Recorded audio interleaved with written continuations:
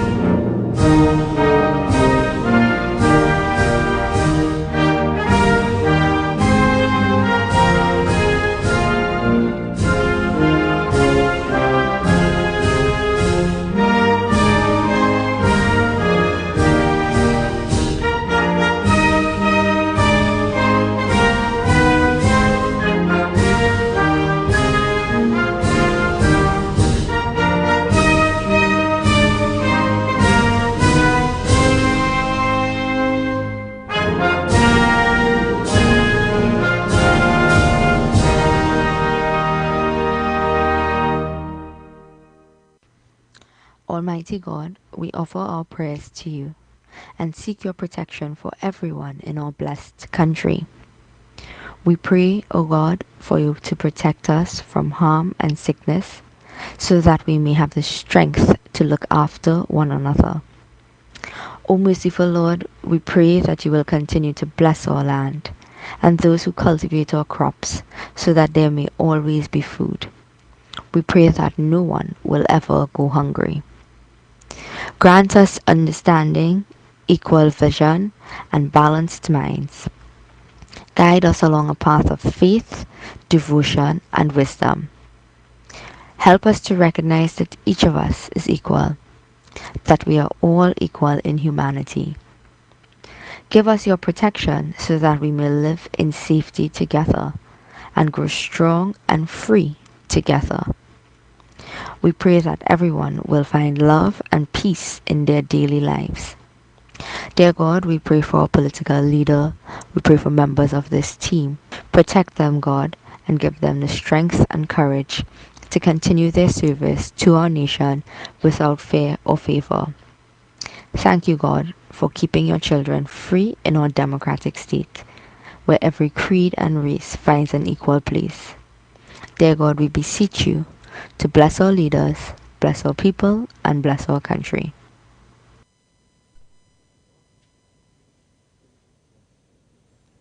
Good evening, Trinidad and Tobago. I would like to welcome you to the United National Congress virtual platform, where we are about to launch our local government by-election campaign.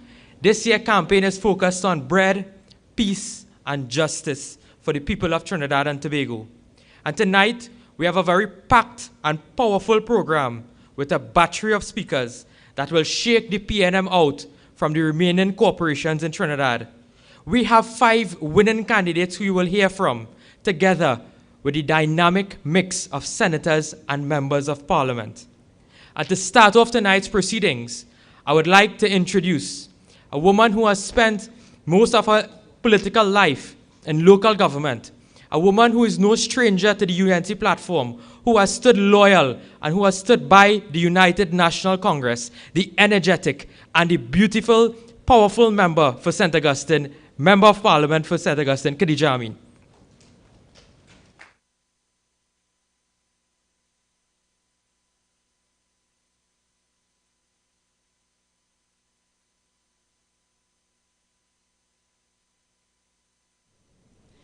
Political leader of the United National Congress, Mrs. Kamla Prasad Bisesa, fellow members of Parliament, senators, councillors, candidates in this election, friends of the UNC.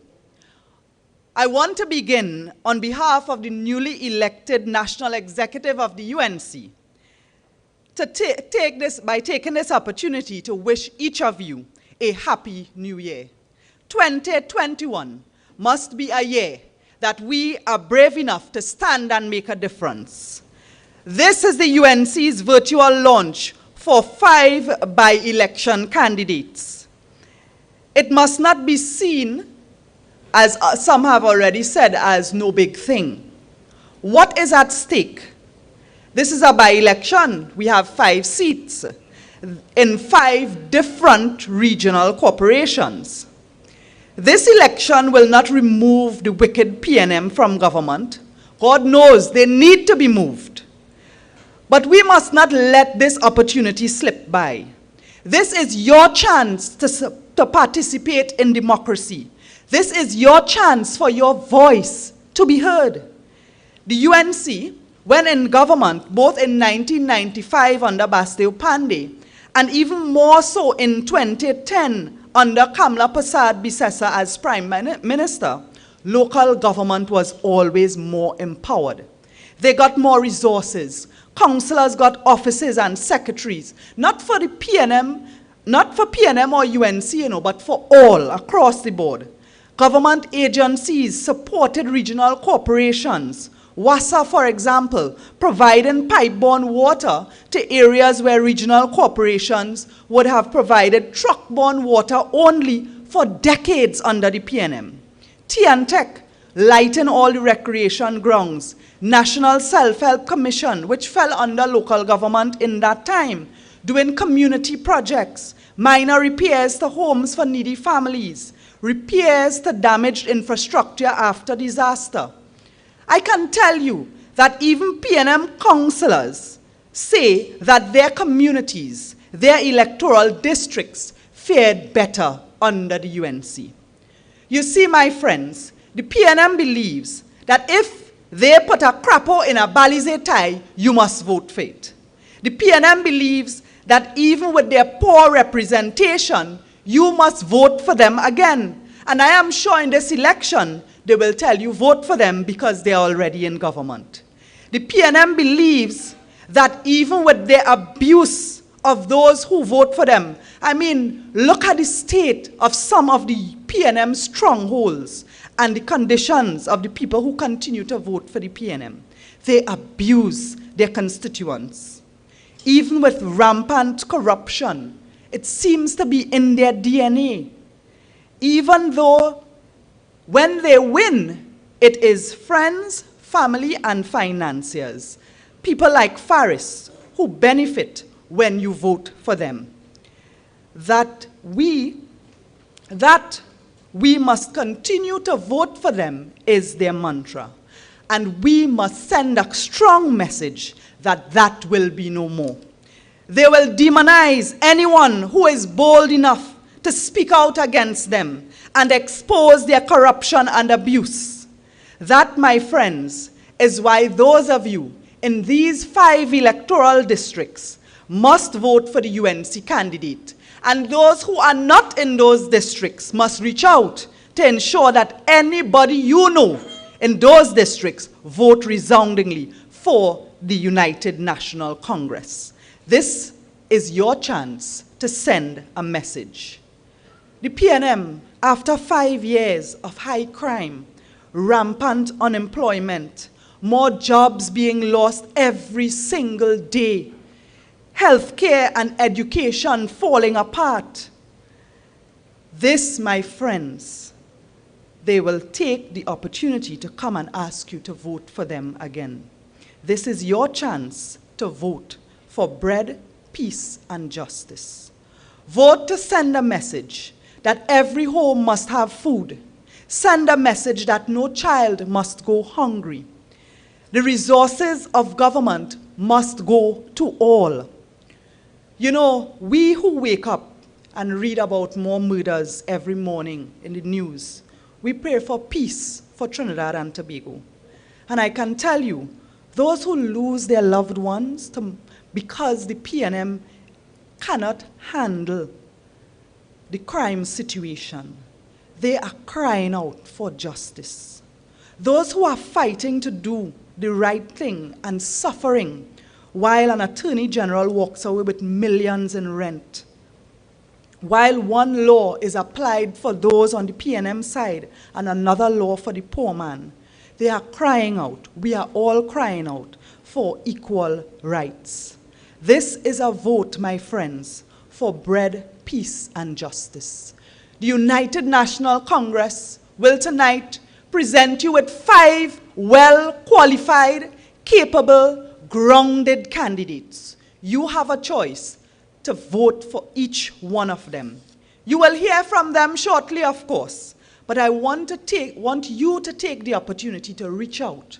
Reach out to them, walk with them, get votes together, because in some of those seats, even though the PNM feel is their territory, I will tell you, they have been winning by very small margins for many years. At this time, I want to take the opportunity to introduce the candidate who will contest in the Diego Martin region in the electoral district of Moncoko, Alice Glen. John Ricardo Lakis is a son of the soil of Diego Martin Central, and he has his roots very firmly grounded into the community. He's a family man who has been married for 40 years with 3 children and 4 grandchildren who he is very proud of. A man who is dedicated to his family. He has now entered politics to transfer this passion to the improvement of the lives of the residents in his wider community in Diego Martin Central. He's a businessman by trade who has over 40 years' experience in the automobile and marine industries.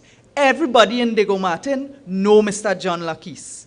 He has always felt that the constituency of Diego Martin and the region as a whole has been continuously neglected for several years. And this is a sentiment echoed by many, and he intends to focus on youth, unemployment, infrastructure, and the levels of crime within the area.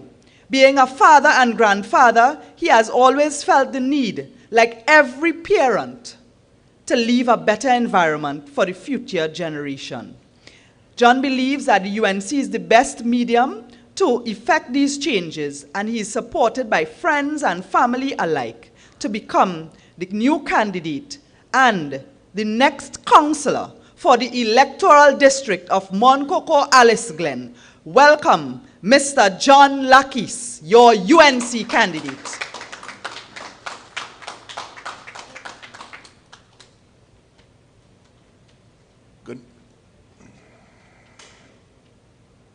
Good night, everyone, my colleagues. Good night to the political leader. Good night to citizens of Trinidad and Tobago. You may be wondering why it is I'm doing this again. Well, it's simple. Things are not the same. They have gotten worse. The last councillor who has gone on to greener pastures and probably a new high-tech phone because no one could get in touch with him, has left this seat unoccupied. But it doesn't say that even if he was there, things would have been different. Things are worse now. So what we have been doing and trying to ascertain how it is we're going to help these people around that can't get in touch with the past man, I have decided to put my in the ring to contest this seat.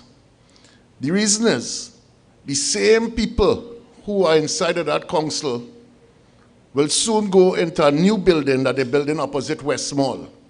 They can't and they do not do the job that they elected for in the old building, but they are spending millions on a building.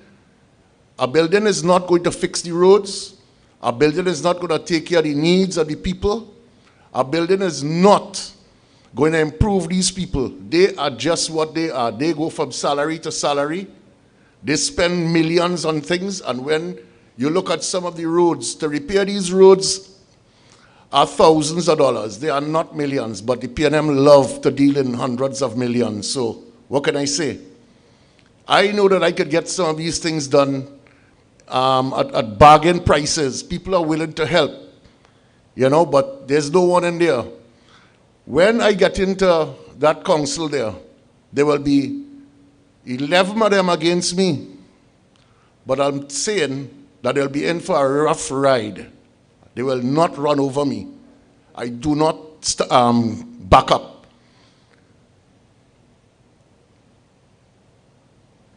Roads have become a, how to put it, you remember the old game called block and tackle on your bicycle? Well, people play block and tackle on the roads every day with their cars. When it goes across on the western side, from 4 roads going towards West Mall, the Moncoko Road there, WASA continue to dig up the roads instead of putting pipes under the pavement so you would not disrupt traffic. They're spending millions putting up digging up the roads, putting the pipes down, and the roads are deplorable. But it's good because you see the people who live down that way are all high class and they have the high class cars and so they buy a new one next year anyhow. You know, but the roads, I don't know how they could just settle for that, and I am not the person that will just watch on and say it's okay and let things go by. No, I cannot. It's not in me. If I see I could do something, I'm going to do it.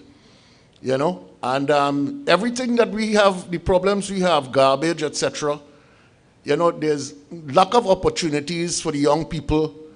A lot of things, they are simple solutions. Once you decide, okay, I'm going to do it, you know, there are solutions. There are people that could help us. A lot of people outside there who willing but afraid. You know, they don't want to put their neck on the line. I have a family, John, you know, there's that, and excuse. I say, I have a family too, but hello, I'm going out there and fight because I'm not taking this anymore. I cannot.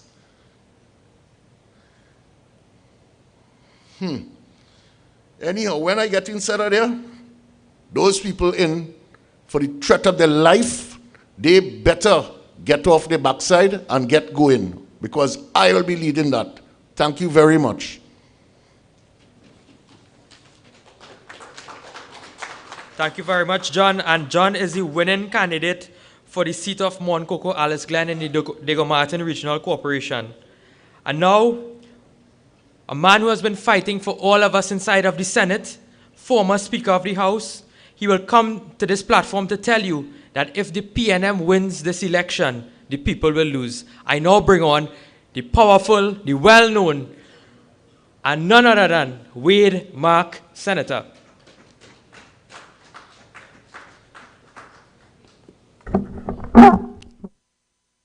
Thank you, Brother Saddam Hussein. My brothers and sisters, all, let me recognize our honorable leader, the Honorable Kamla Prasad Bisesa, distinguished speakers to come in the audience, colleagues, brothers and sisters all. The cry throughout the land, the cry of the people is for peace, for bread, and for justice in our country against a government that is completely insensitive to the needs, dreams, hopes, and aspirations of our citizens. Brothers and sisters, everywhere you turn, the country is collapsing, the country is going down. Foreign reserves are down. Unemployment, brothers and sisters, continues to rise in our land. Oil prices as well as production are also down in this country. Gas prices have also collapsed, and NGC, the National Gas Company, has now become a loss-making enterprise. Foreign direct investment in our country is now in negative territory. The ease of doing business is at its worst. The food import bill is over $6 billion, brothers and sisters. The poverty rate continually and continuously rising 30% or thereabout. The private sector is no longer hiring people, and the balance of payment continues to be in deficit, brothers and sisters. We are experiencing a wage and salary freeze in the public and private sector. Unemployment, rather, is also frozen in the private sector and, by extension, the public sector. Brothers and sisters, we can anticipate under this vicious, wicked, and evil administration led by Keith Rowley, electricity and water rates going up in 2021, brothers and sisters, not to mention pending increases in gasoline and other fuel prices. There is going to be an explosive increase in the cost of living, as you would have read and at least discern. Shipping lines have now increased their freight rates, brothers and sisters, from about 2,500 to close to about 8 to 10,000. And what is going to happen is that the price of goods and services from January, the end of January into February, will increase between 20 and 30%. Shipping agents are saying they no longer want to trade in TT dollars, and they are calling on persons who are trading with them to provide them with US dollars. And if you cannot provide them with US dollars, they are not bringing containers of goods to you and to the people. That is where the PNM has brought this country to today. Brothers and sisters, what is more egregious, what is even more dangerous, is a government that campaigned in 2015 on a platform of integrity, transparency, and accountability against bid rigging. You know what these fellas did, brothers and sisters? As soon as they got into office, they gutted, they destroyed what is called the Public Procurement and Disposal of Public Property Act. They did not amend the law once. They did not amend it twice, but 3 times in order to make it ineffective, so that Rowley and his gang of 4, who I call the 4 horsemen of the apocalypse, brothers and sisters, they are what is called a kleptocratic regime. It's a regime run by thieves. That is what we have running our country today in Trinidad and Tobago. A bunch of thieves and bandits and crooks running our country. So they want to have the legal power through the cabinet to procure all goods and services under what is called financial services, under legal services, under medical services, under audit and accounting services. And they say when they come into a government arrangement, they want to have a free hand. So Rowley, Imbert, Alwari, and Stuart Young can determine what they get, when they get it, how they get it. The cabinet approves everything. So the government contract is now under Rowley's control. Private-public partnership agreements under Rowley control. Technical cooperation agreements under Rowley and Alwari's control, brothers and sisters. And you have to face that reality in this country. I am saying to you tonight that the PNM has used procurement legislation in order to legalize thievery, banditry, and naked corruption in our country. That is what the PNM has done as they gutted and simply destroy, brothers and sisters, the procurement laws in our country. So this evening, let us be clear in our minds, brothers and sisters. The PNM is about themselves. The PNM does not care about the people and the ordinary people. And that is why, brothers and sisters, the people are crying out for peace. The people are crying out for justice.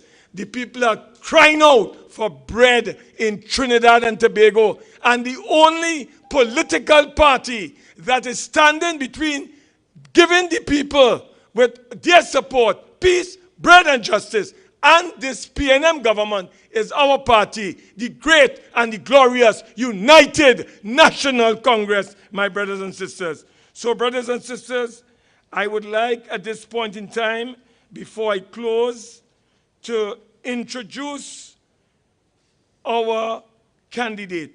We are into local government elections. There are 5 seats up for, we are contesting, I should say, in the local government elections. Brothers and sisters, I have the honor, privilege, and pleasure to introduce our candidate for the electoral district of Hollywood in the borough of Point 410. His name is Brother Daniel Ricardo John. He has been a long lifetime servant for both his community and this great country. He is a retired electrician. Brother Daniel has been a proud member of the National Service Program since its inception over 30 years ago. Daniel spends his time serving as a spiritual counselor to young people. My brothers and sisters, he's fed up with a lack of development in his area and the neglect by those who have taken the people of Hollywood for granted. Brother Daniel wants to see a better sporting program and a more entrepreneurial set of workshops geared towards helping young people to start their own business. It is my pleasure, it is my honor to bring to you tonight our winning candidate for the electoral district of Hollywood, Brother Daniel Ricardo John. Could you warmly welcome Brother Daniel Ricardo John to the podium?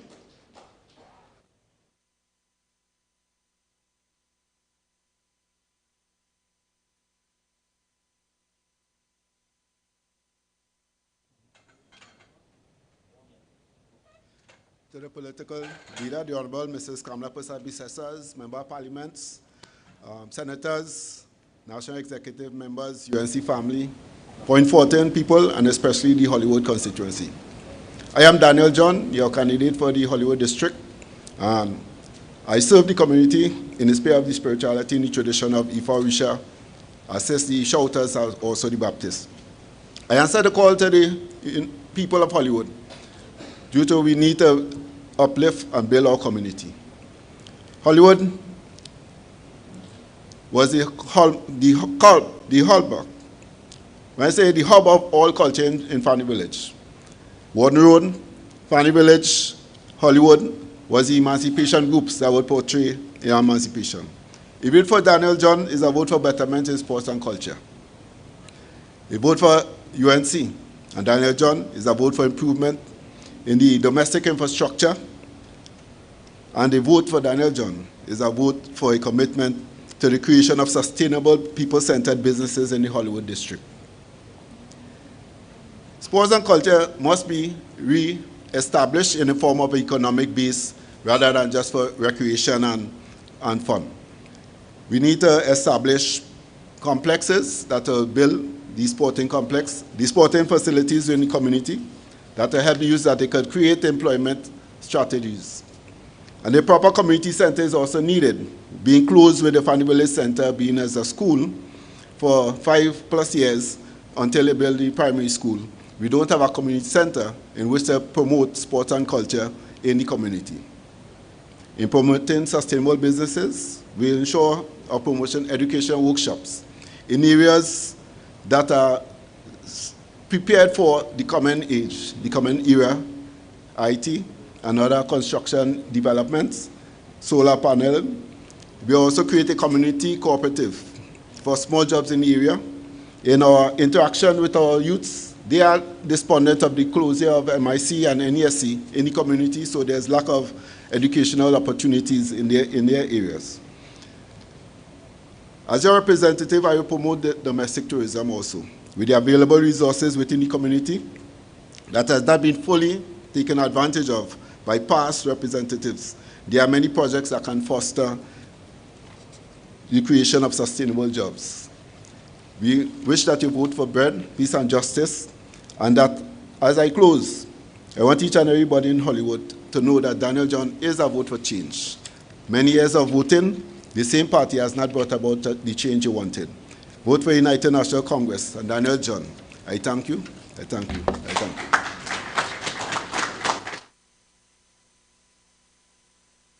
Very much, Daniel. He is the winning candidate in the Point Fortin Borough Corporation, the candidate for Hollywood, the next councillor for the electoral district of Hollywood. And now, to bring on a man who has the PNM trembling inside of the House of Representatives. I guess he's probably the Prime Minister's favorite member of Parliament, Dr. Rudal Munilal, the member for Oropouche East.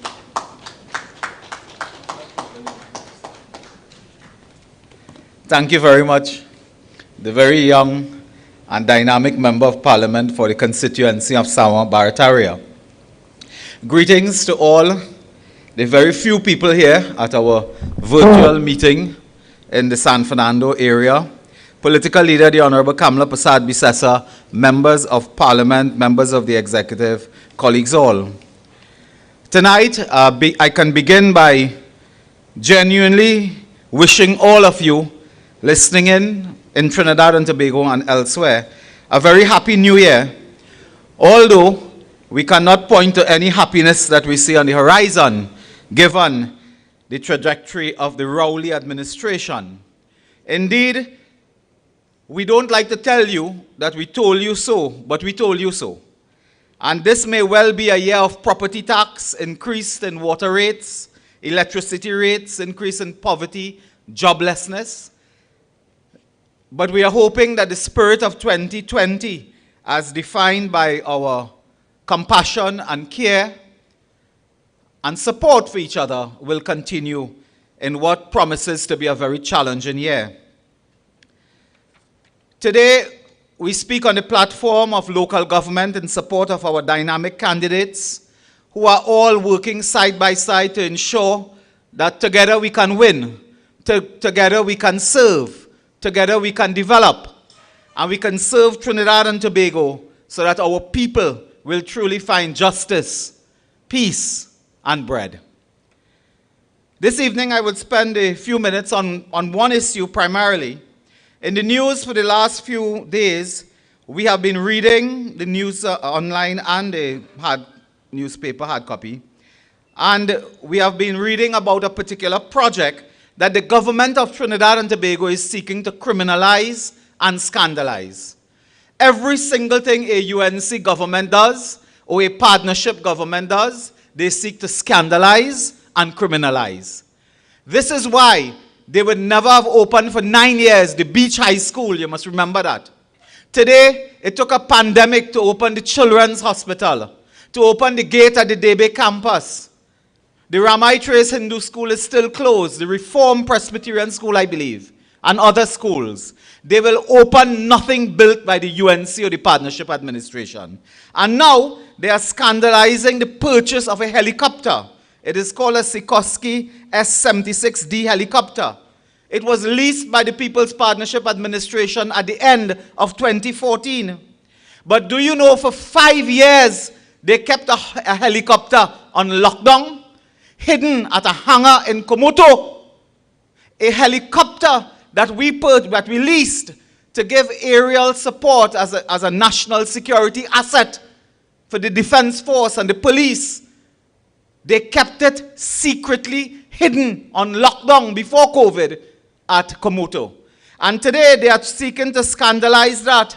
They park up this helicopter as an act of spite, malice, because it is us, the partnership under Mrs. Prasad Bisesa, that made the investment and the decision to lease a chopper. And they talk all sort of foolishness, but the long and short is that this has nothing to do with sovereign immunity, whatever that means. This has to do with a proper lease arrangement that we entered. Obtain the use of a state-of-the-art helicopter. We had, of course, it was leased, so there were conditionalities, certain obligations. You have to pay insurance, you have to pay your rent because you're leasing. You have to ensure that it was enrolled into an internationally acceptable maintenance program. So you maintain the asset. Because at the end of 5 years, the owner can take back their asset. So they do everything to ensure that this aerial asset, the helicopter, is kept properly maintained. The PNM did nothing. They signed no maintenance contract. They paid no insurance. They paid no rent.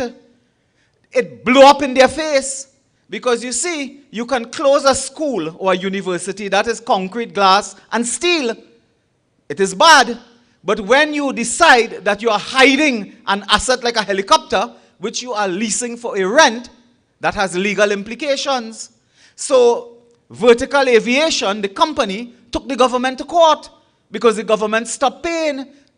They defaulted. And a helicopter park up, look, I can show you, this is the helicopter.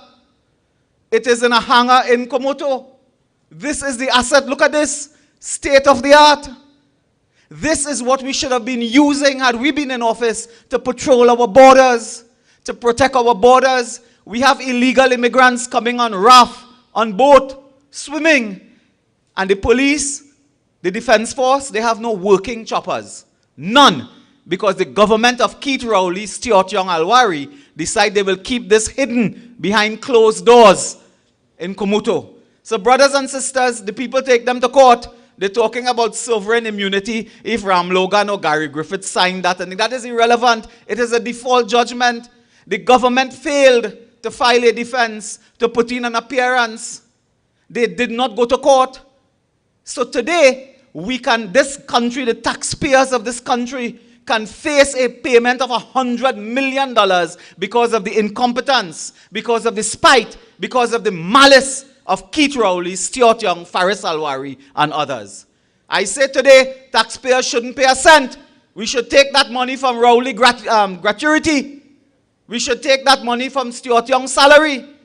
And we could take the rest from Alwari rental. That is where the money should come from. Taxpayers ought not to do this. Pay for that incompetence, spite, and malice. And in the coming days, of course, you will hear much more about that. And while they are doing that, and I'll tell you something, this country needed aerial support to deal with border protection. If you leave it to Rowley, they put up a hot balloon with 2 policemen in it, you know. Like Phileas Fogg and Passepartout. So, they have no vision. They have no purpose. And the assets that we procured, they allow it to rot away. Eventually, a scrap iron dealer will have to buy that helicopter for a few $100s and scrap it because it has nothing. There's something called a certificate of airworthiness. Would you believe that the civil administration, the Civil Aviation Administration, could not even access that helicopter to do inspection, to do registration? So even if somebody want to take it back to America, they can't take it. It can't fly. And this is what we have to put up with under this government. And while this is happening, as Senator Mark said, what did they do? They destroyed the procurement legislation. Today, the vice chairman of the procurement authority resigned in disgust. He said it was the final emasculation. And others will follow because the PNM government has undermined and destroyed all procurement law in this country so they could continue, as Wade Mark said, their banditry. But more of that on another occasion. I now have a great privilege and honor to introduce to you the winning candidate, another winning candidate in the upcoming local government election. He will represent the district of Kunupia. We want to introduce a great soldier of our party, a friend, colleague for many years, Mr. Richard Sukdev, a son of the Shagwanas area. He has lived in Kunupia for over 18 years. He has been involved in our great party for over a decade and a half, and he has served at every conceivable level of our party. A community activist, he has worked with various community groups throughout Shagwanas, Kunupia, and other areas around there. He's an active member of the Montrose New Testament Church.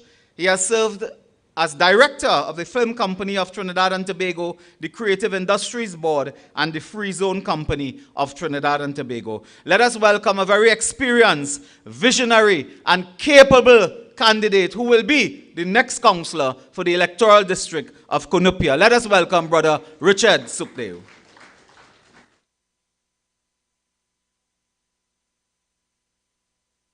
Very much, Dr. Munilal, the Honorable Prime Minister Kamla Prasad Bisesa, the political leader, colleagues, Trinidad and Tobago. I take this opportunity this evening to express thanks to the Honorable Leader and the Screening Committee for their expression of confidence and giving me the opportunity to be the candidate for Cunupia. Cunupia District has been expanding for quite a while in the areas of population, residential housing, and new business. And with the Chaguanas Borough Corporation on the verge of being city status, I think there needs to be extra funding. Because of this expansion, there is not enough financing to cater for this expansion that is taking place. But in consideration of the limited financing, the borough, the political arm, the administrative arm, they have done tremendously well with the limited funding for the expansion that is taking place. With respect to crime in the borough, the PNM has been promising to decrease crime, but rather it has been increasing, and it has seriously affecting the borough of Chaguanas, especially in my area.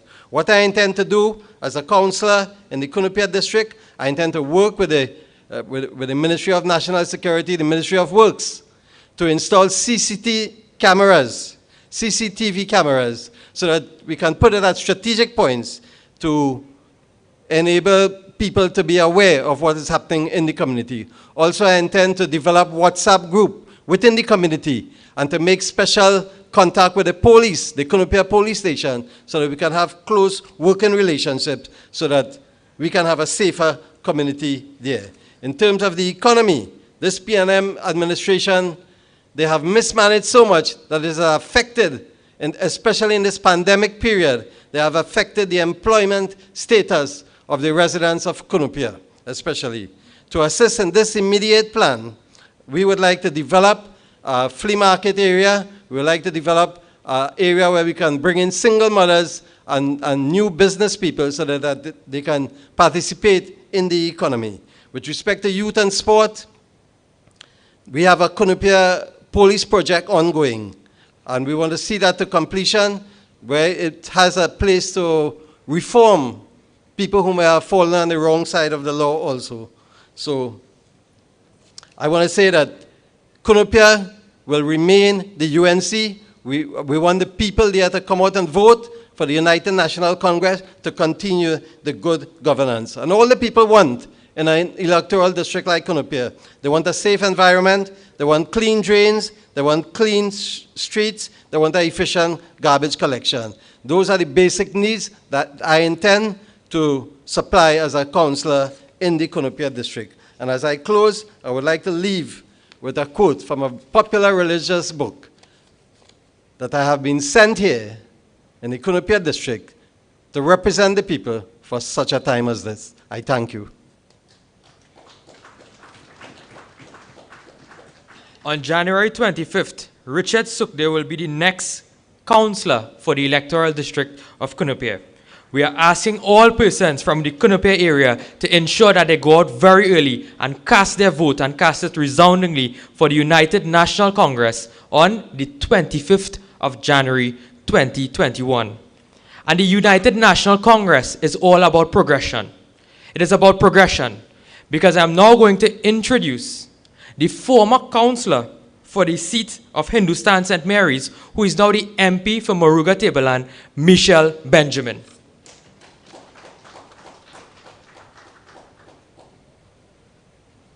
Good night to my honorable political leader, to all MPs seated here, and to Moruga Tableland that is locked on and viewing. It is my pleasure here tonight to introduce a candidate and the next councillor for Hindustan St. Mary's, Mr. Thailand Farrell. But before I do so, I stand here tonight to call out the PNM for the utter neglect of Murga Tablan, to speak of the joblessness, to speak of the homes that are collapsing due to cave lands, and yet the PNM government never responds. The PNM government is a government that promises, but they never deliver. And we in Murga Tablan know all too well that the PNM government is not an option. And on January the 25th, I have full confidence that Thailand Farrell would be the next councillor for Hindustan St. Mary's. I am honored here to introduce Mr. Thailand Farrell. Mr. Farrell is an example of youth innovation and commitment to building our nation. At the age of 29, he's a business owner. He's well involved in the community. He has the passion for Hindustan St. Mary's. After living in the district for his entire life, Mr. Farrell is involved in every youth group. I work with Mr. Farrell as the MP and as the then councillor, and I have full confidence that he will pick up where I left off as the councillor for Hindustan St. Mary's, to advocate for the bad roads in Tablan, to fix the drainage in St. Mary's. Mr. Thailand Farrell is the option and the only option for us in Hindustan St. Mary's. So I stand here before you to pass the baton to your next councillor, Mr. Thailand Farrell.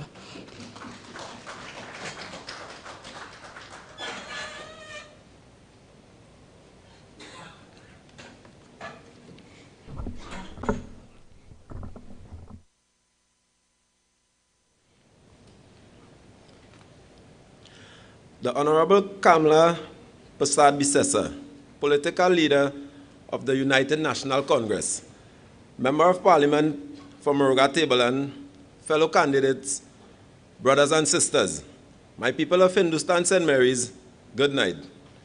It is with great pleasure I stand before you here today as the United National Congress local government candidate for the electoral district of Hindustan St. Mary's.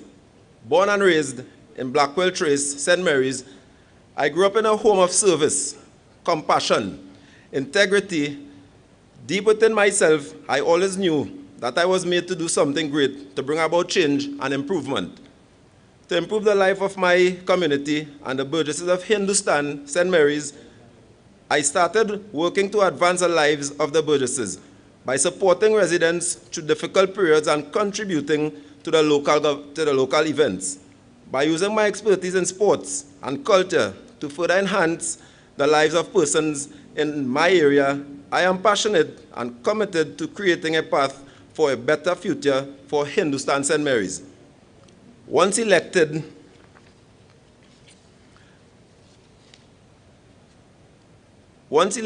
government representative at Princestown Regional Corporation, to the people of Puran Road, 6 Company, Ants Nest, Blood Road, Devil's Wood Yard, Naji Road, and Frederick, I am aware of your numerous infrastructural plights.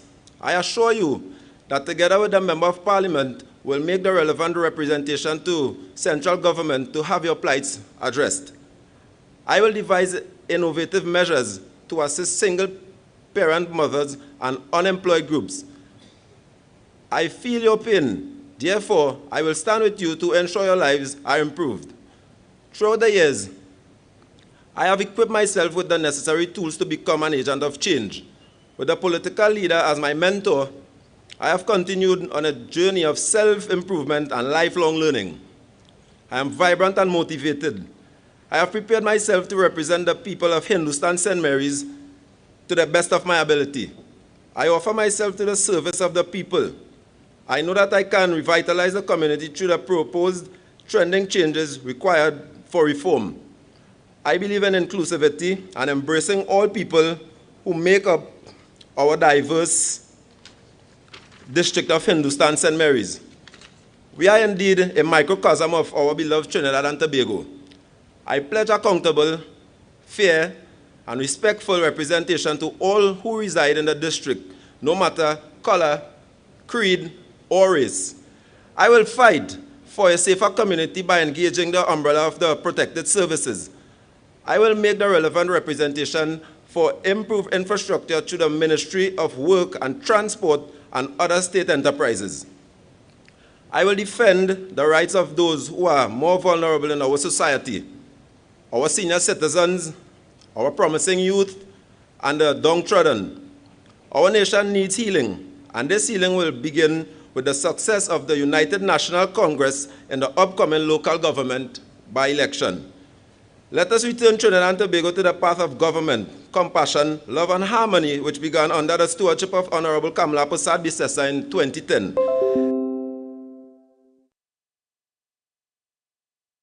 Programs for national growth and sustainability. Let us return security, peace of mind, comfort, and hope to our people. I am ready to serve in the capacity of the next local government representative for Hindustan St. Mary's. Let's build with Thailand, one of yours working for you. Thank you.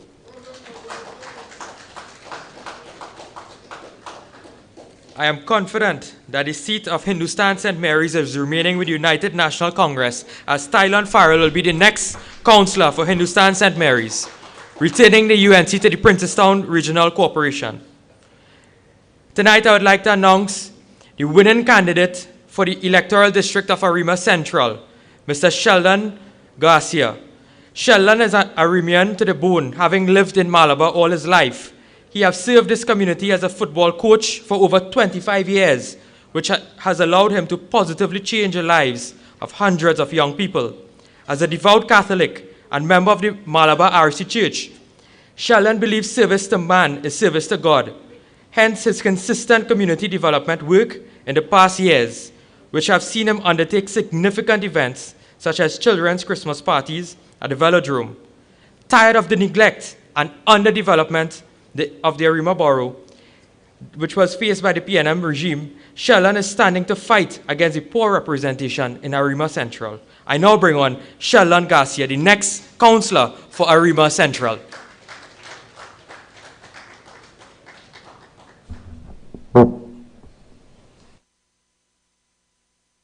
Mr. Chairman, for that wonderful introduction. To my colleagues at the head table, good night. And to my political leader and the best Prime Minister of Trinidad and Tobago, Mrs. Kamla Prasad Bisesa, SC. My name is Sheldon Garcia, and I am your winning candidate for Arima Central seat in the upcoming by-election. I want to thank my leader and the screening committee for the opportunity to be the candidate. I have served the burgesses of Arima Central all my life. I have a history of serving the youths as a football coach. I have helped with the fashioning of the young football talent for Trinidad and Tobago. I bring my experience with mentoring our youth. That is what is needed in Arima Central. During my walkabout, people, especially the youths, have told me they are neglected by then councillor who has now run away to be a member of parliament. They have been abandoned and left to the side. However, I make a vow to the young people of Arima Central. When I become the councillor for Arima Central, I will not abandon them. I will initiate more football camps, career days to facilitate young people and help them also find meaningful jobs. Further to that, I shall have a once-a-month youth apprentice at my office for them to see what the job of a councillor entails. Many would know that I also transport children to school within the district of Arima Central for many years. I have met some of the families of the children that I transport, and I have heard their cries that they have been bitterly affected by the COVID-19 pandemic. Many children are without laptops, and even connectivity is a problem. I am so saddened that the PNM, due to their mismanagement of this crisis, our children have to suffer. As the next councillor for Arima Central, I will do all the necessary to ensure the children of Arima Central are taken care of. I will also be setting up a homework center for children. During my walks, I am also told of the problem of infrastructure, drainage, and imagine this, water. In 2021, people still don't have a good supply of water. And as your next councillor, I will make sure these are my priorities. It is a shame that the PNM control borough has allowed this to happen. And even 2 PNM MPs have allowed this to happen, and I say shame on them, shame. My brothers and sisters, the people of Arima Central, now is the time to have a working councillor work for you. I, Sheldon Garcia, am here to work for you. I would like to give thanks to my winning campaign team, and I must say, long live the UNC, long live Kamla Persad-Bissessar, and long live Trinidad and Tobago. Thank you.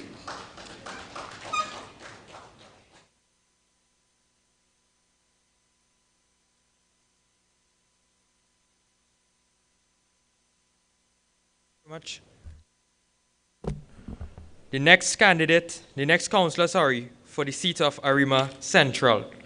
And now to introduce a man who has been shaking up the Senate, so much so that he has the President of the Senate also being shook off her seat. I now introduce to you one of the loudest voices in Trinidad and Tobago, a fighter, none other than the Douglas Senator, Senator Anil Roberts.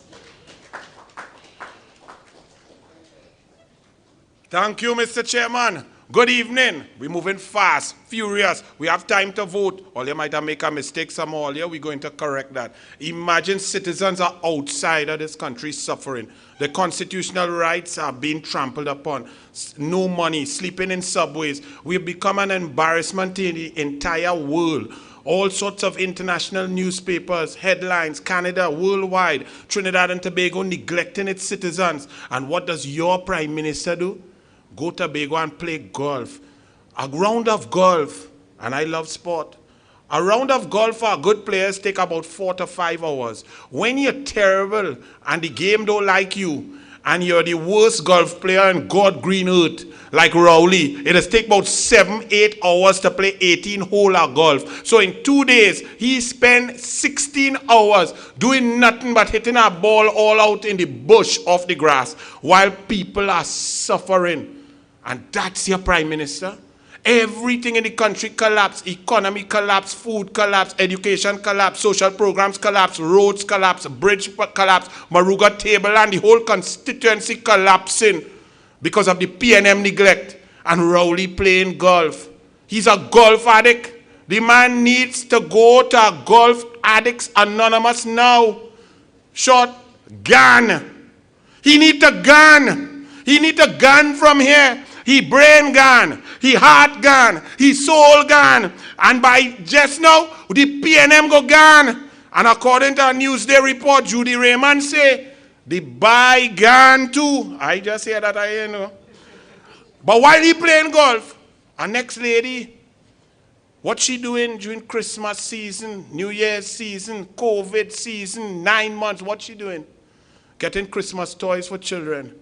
Begging and pleading and asking citizens to help poor children, feeding poor children, giving out over 675 hampers in Separia alone, making sure all our MPs giving out hampers and helping children get Christmas toys. Every one of the 19 UNC MPs she checking on to make sure that they have resources to help people.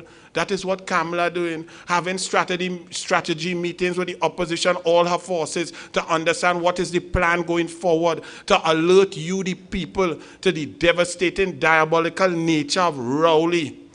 That is what Kamala was doing while this clown playing golf. She was able to get water for constituents. Imagine Christmas time, New Year's, all in Dago Martin, PNM Nest, no water.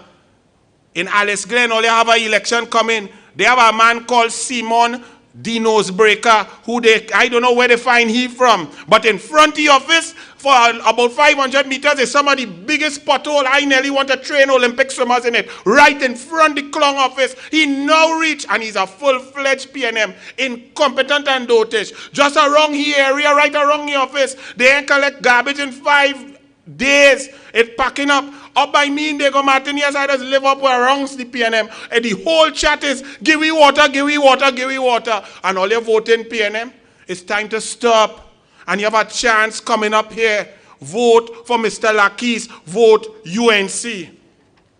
James Chankit. I didn't know who's James Chankit. It sounds like lunch kit. I don't know who he is. But I could tell all you, James Chankit is a national hero. James Chankit, I explained to my 6-year-old daughter Anaya, is what you want to be. James Chankit, for all you who I know, was a man on the procurement board appointed by the PNM who resigned today. He resigned because he has finally given up. He is finally fed up. As Senator Wade Mark say, when a government come to make amendments to gutter procurement legislation to legalize thieving, somebody had to say stop. Franco meant legalize thieving, and James Chankit say enough is enough. Fire burn that. He gone. I want to applaud James Chankit, and I want to tell you, and all you civil society people out there, protect James Chankit. The United National Congress, Kamla Prasad Bisesa, all the MPs, all the senators, all the councillors, all the chairmen, all the members will protect Chankit. He's not no UNC, but they're going to attack him. Al Recusal with the tight pants and the rental go attack him. Small Pin go choke him. And Rowley go come at him. But he will have the protection of the citizens because that is statesman. That is citizen. A man who stand up and said enough is enough. To the Honorable Excellency President Paula May Weeks, you know, I don't bring you into no discussion, but oh Lord, you're begging the Douglas. You're begging the Douglas to just bring you in a little bit. You made a brilliant speech. New Year's, Zessas and Wessas, they selfish, they uncaring, they dotish. I agree. Anybody who would put other people's life at risk are selfish, dotish, and uncaring. So Rowley and Convent Girl and Small Pin, who have us dying, 127 people dead of COVID. We don't know how much COVID going, porous borders, lack of data, lack of testing, lack of information, separation, poverty. They are dotish, uncaring, and selfish. Me say so, you know, the president says so. So now, I quote for you from Mr. Chankit, because he must be protected, and listen to what this man say, an independent man. Don't come and let them say he's a UNC, you know, me and no Chankit. Okay? Here Chankit. The subsequent stalling and stymieing of our efforts to have the necessary regulations proclaimed as we went through the many challenges to our jurisdiction, interminable reviews and subtle attacks brought on by the government via its agents in state enterprises, the Minister of Finance, the Duen, the Attorney General, Faris, Al-Rawi, Al-Rental, Al-Recusal, Al-Tight Pants, Al-Duns. Both subtle and frontal underwrote the government's reluctance for proper oversight of its spending. That is fancy words to say they legalize thieving. What government will come into power and reduce the eyes over themselves? What they want to do? Dance the baila, the conga line with Maduro, or they want to thief? You decide. You are the people. The Westminster system across the globe, people resign. For all, I'm wrapping up there. Hey, yo, God, 7 minutes ago, fast, boy, I can do things. Let me go back to the end. Let me tell all you. So, Chankit, we protecting you. Civil society, Trinidad and Tobago, our procurement legislation was gutted. The man resigned. The whole board should resign. All should resign. And it's over to you, Paula May Weeks, because abstinence might be good in family planning, but abstinence ain't good in the Senate. So, ladies and gentlemen, this month, divorce Rowley. He horned the poor people with the rich. He lied to you. He take your money. He put you out of the house. He spit out your children. And now, the buy gone. So vote UNC. Vote your candidates. And in Tobago, mash them up. The UNC not there. God bless. UNC strong. Kamla Prasad Bisesa. Vote hard. Get rid of the PNM. Show them that you're not taking the disrespect anymore. Thank you very much. And it's now we reach where the air is rare. We reach the point that we've been waiting on. Share the live, share the live, share the live. Share it to your friend, your family. Share it to Balize House. Share it to the golf course in Tobago. Let Rowley hear what a real prime minister sounds like. A woman who works for the people, born of the people, fight for the people, believe in people, children on her mind. All her policies in politics, since local government up to prime minister, everything she has done has been for people, to uplift them. She has supported them. Her track record is there in black and white. Don't mind who in the newspaper want to lie. The best prime minister in the history of Trinidad and Tobago, the leader of the United National Congress, the leader of the opposition, and the next prime minister of Trinidad and Tobago, the Honorable Kamla Persad Bissessa. I always do until my heart is black and blue.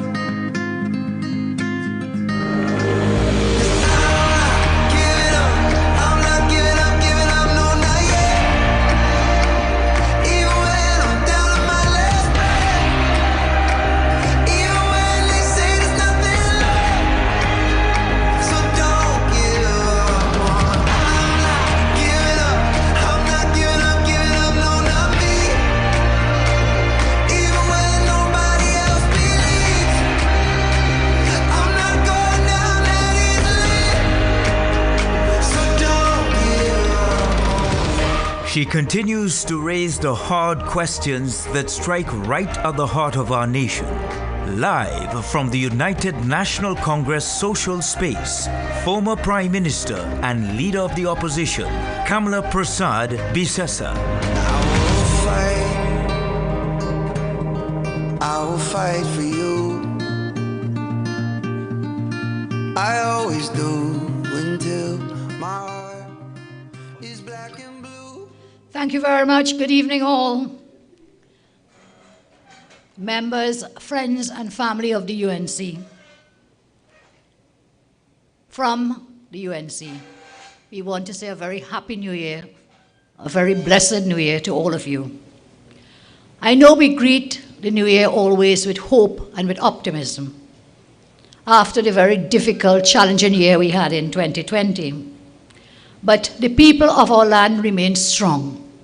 They are resilient, and therefore we will continue to work to meet any challenges which we face in this new year. We are very thankful to have our health, and at the same time we pray for those who lost so much as a result of the pandemic in the last year. But we in the UNC, we are energized. We are ready to tackle the problems. We are ready to fight with you, alongside you, for peace, bread, and justice. That is what we stand for. So as we introduce our candidates tonight, the winning candidates, all 5, we urge you, do not feel election burnout. Do not let election burnout keep you away from the polls. And I know you will feel it because we faced so many elections in a row, one on top of the other. But I ask you to come out, because together we can send a very strong message to the PNM, the wicked, vindictive, shameless PNM. In the UNC, we have the plan, we have the vision to take our country forward. And together we can bring about the change we need. Together we can. I urge you, come out on the 25th of January in the 5 electoral districts. Cast your votes for the UNC, and whilst you do that, stand up for the people of Trinidad and Tobago. Stand up for peace, bread, and justice, because we've lost all of that under the PNM. We've lost a peaceful country. We have lost justice in this country. You can look at what is happening with our stranded nationals. Total injustice being meted out, and I'll come back to that point. So when you stand up on the 25th, you don't just stand up to vote for a candidate for the UNC. You're standing up for all the people of Trinidad and Tobago. People remain stranded outside, whilst the PNM friends and family are coming in. They are being given exemptions to come into the country, but you know what? They're getting exemptions to leave the country too. Do you know that? Whilst the country is on supposed lockdown, they granted exemptions for Delcy and her team. You remember that? Very early after the lockdown was initiated, they let Delcy and her team come in. Up to now, we do not know in God's great earth what they came here for. But we do know that shipments of oil left our country. We know that she came in, she was a sanctioned person. The aircraft she came in was a sanctioned aircraft, so they opened the borders to let her and her team come here. And I'm now being told that the permanent secretary in the Ministry of National Security was granted an exemption to leave the country on the 19th of December and an exemption to return on the 30th of December. What did he leave the country for? No government business is being transacted outside. In fact, everybody's using the Zoom and the webinar and using the technology. Why did this permanent secretary leave? And it is bad enough if any PS left, but good God, this is a ministry granting the exemptions. What personal favor was given to the permanent secretary in the Ministry of National Security? Is it true that this person left on the 19th with an exemption to go to the United States and came back in with an exemption to re-enter on the 30th? Seo Chung, why do you lie to the country? You said on the 30th of November, you talked about what was the policy, and you're coming now to lie that you never said this, but it's reported, and I will read what was reported. CNC reported after Seo Chung did a media conference on November 7th, and I read and I quote, "Government's priority remains getting nationals of Trinidad and Tobago back home on a first-come, first-served basis." First come, first served. How did Miss Rowley, daughter of the Prime Minister, who applied in November, get an exemption in November? Where was she in the first come, first serve? What about all the persons who have applied in March, in April, in May, in June, July, August, September, October? How did this person jump the queue? Listen what the report says further. First come, first serve basis. Whilst applying existing policies that have been previously stated. As such, exemptions and the granting of approvals will depend on the number of persons in the queue. So you had to be in the queue. And then you'll get first come, first serve basis. Depends on the number of persons in the queue and are based on the quarantine space available.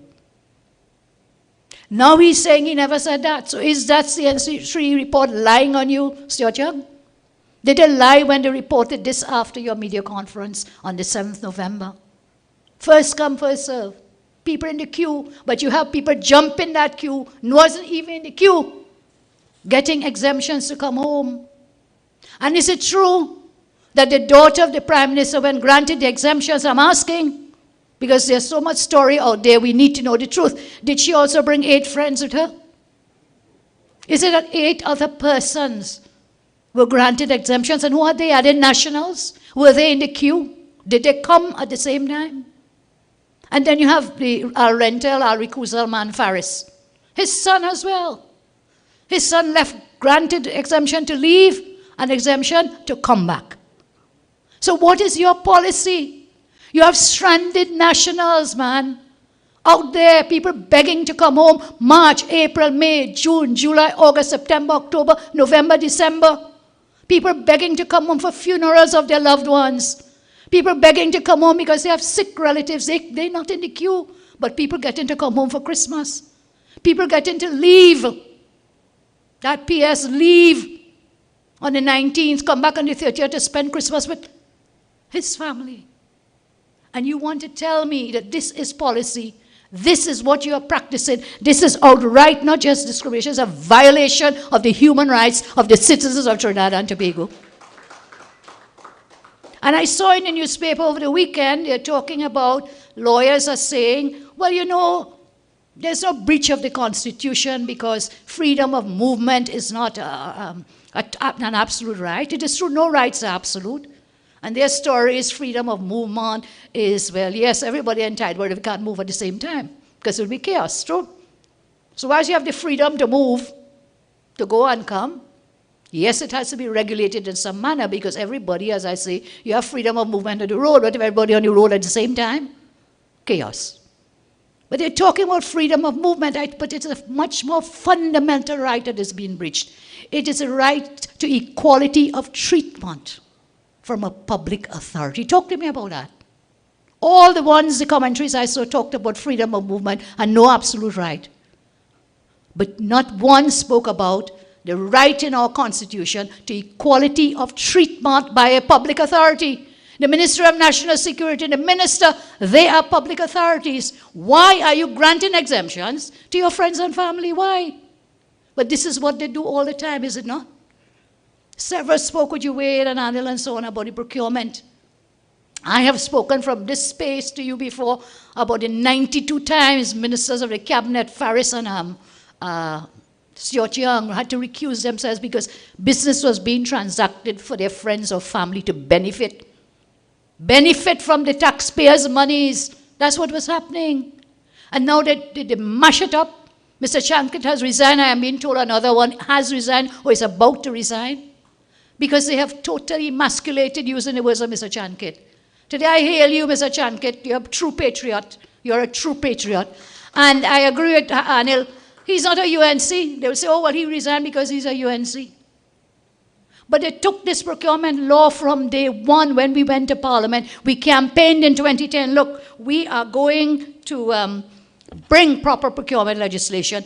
The JCC had given us drafts of a bill and so on. We took all those documents. We had a joint select committee in the Parliament. You know, the same PNM, led by the same person, Rowley. They refused to attend the JSC meeting. They did not attend. They never wanted proper procurement legislation. That's what it was. They did not attend. They went fighting and kicking and screaming not to attend the JSC meetings. And then when we had completed the work of the JSC, we brought the bill to the Parliament for approval of the Parliament. You know what happened? You know, they like to say they vote for everything we bring. Lies as usual. When we came to take the vote in both in the House and in the Senate, they abstained. They never voted for the procurement legislation. Never. It means they never wanted it from day one. And since then, what have they done? Every single budget, starting with their first budget, which they read in 2015, every single one. That would have been the budget statement for the year 2016, financial year, but they read that budget 5th October 2015. They promised to bring into full force the procurement legislation. 2015 budget, 2016, 30th of September. Moving down the line, 2nd October 2017, May 10th, 2018, 1st October 2018, 13 May 2019, 7th October 2019, 5th October 2020, the last budget they read, 5th October 2020. And in every one of these, they promised that they will fully implement the procurement legislation. Never did.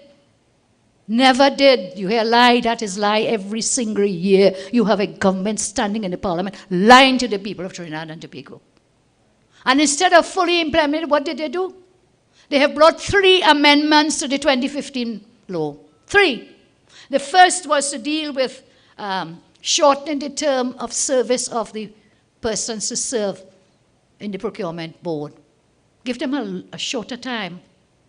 And yet not implemented. I think they were waiting for the years to expire so those fellows would go. I think they were deliberately holding it back so that the persons who had been appointed in 2018, their term would expire. In fact, some of them had to expire in this year, 2021. They shortened the term of office.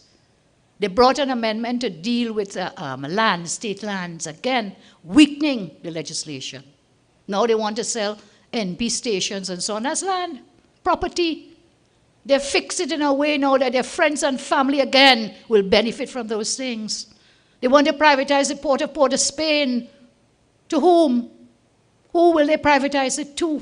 What partnership will it again be? The friends and the family and the financiers, because you have removed these things from the procurement legislation.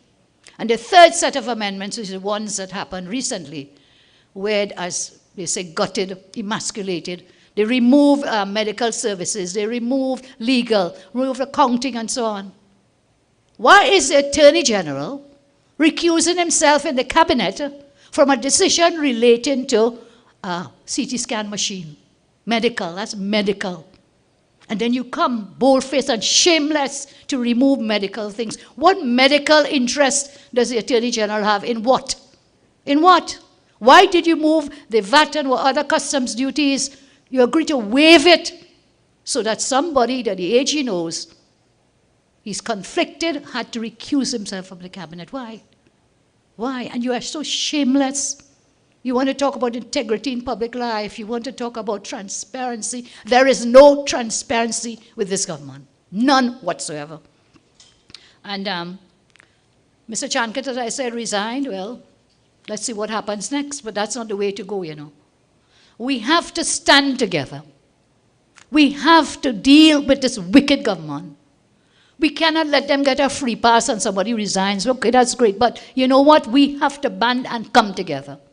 In this regard, I propose that the UNC join with other groups, that we have a webinar, like a roundtable discussion on this procurement legislation. We will not let it go. We will give you no support in the Parliament. None whatsoever. You could cry and weep and wail and gnash your teeth as much as you want.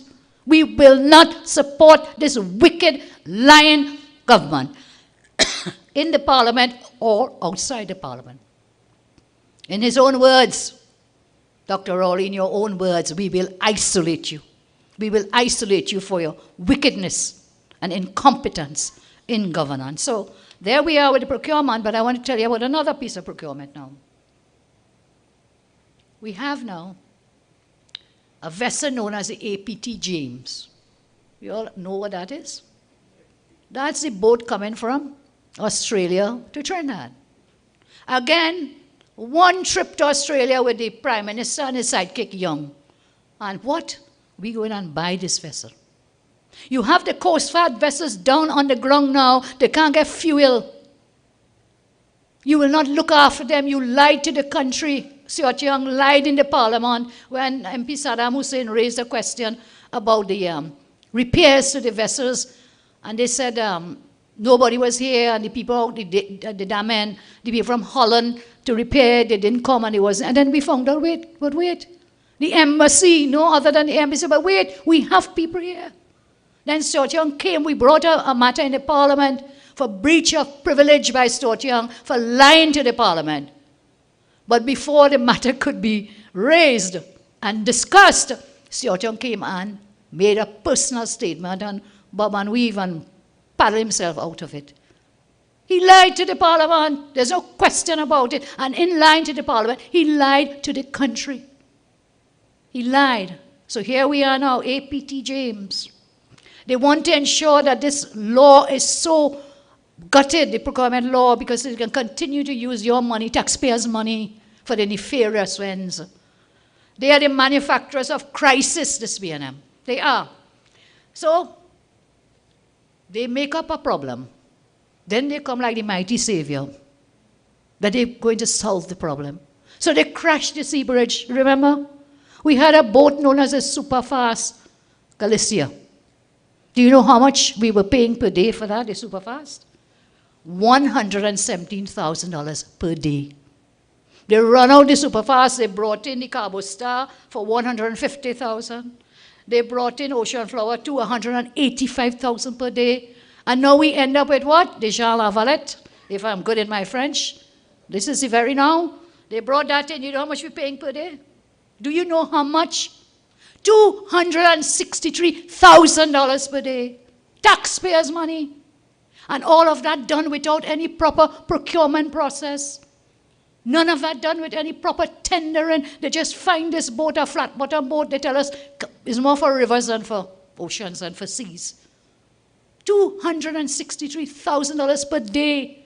You run out the Superfast Galicia at $117,000. You understand? Per day. Where's the logic in that? The only logic in that is some money passed somewhere. Any normal human being will not pay more than you were paying.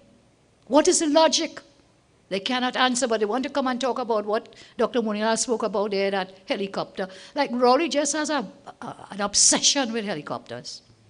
An obsession from day one. He accused the partnership of using helicopters like bus and personal. It wasn't for that. That helicopters, Rural told you all, was for national security reasons. Senator Damien tells us about the amount of Venice coming in right up there. Coast Guard right about. That chopper would have given us total surveillance of our borders. But no, spite, malice on their part. And now taxpayers will have to pay because they defaulted in terms of the lease contract that had been entered into. So let's go back to APT James now. You remember they are very boastful about this vessel. Eh? They think it's the best thing they've ever got, this APT James.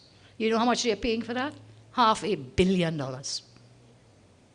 $500 million.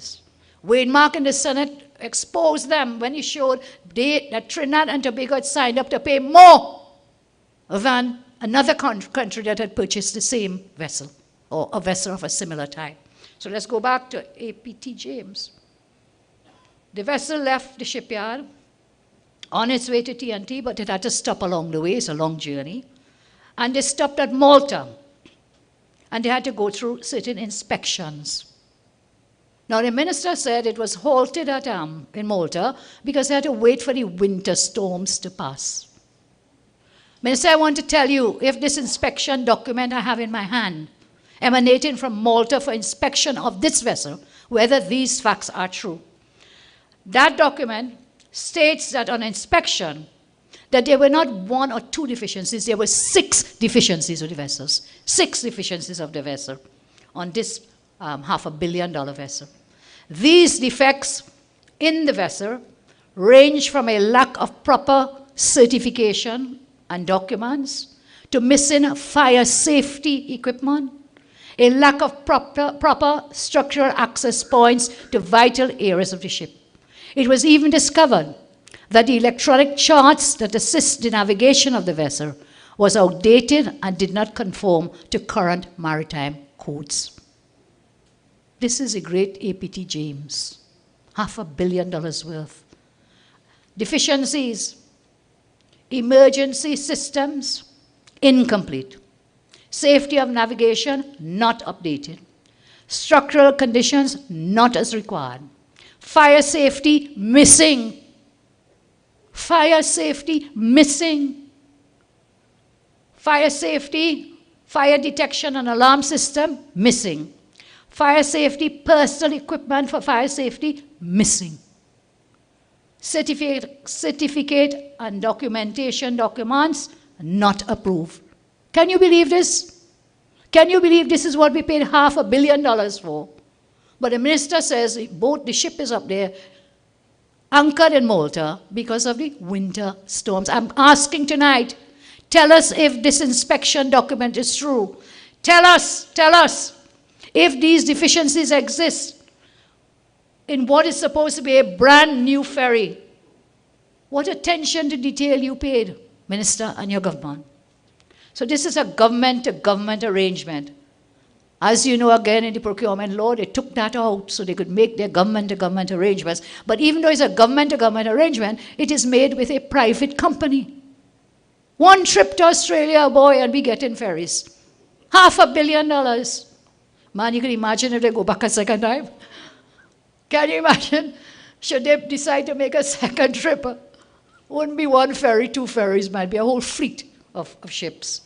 They can make these big purchases without the oversight because they failed to implement the procurement law, and now never because they have removed it completely from what was the existing law. So this is what we have under this wicked and shameless government. And the Prime Minister tells us at year end, he says what? The worst is behind us. Prime Minister, are you living in Trinidad and Tobago? Are you for real?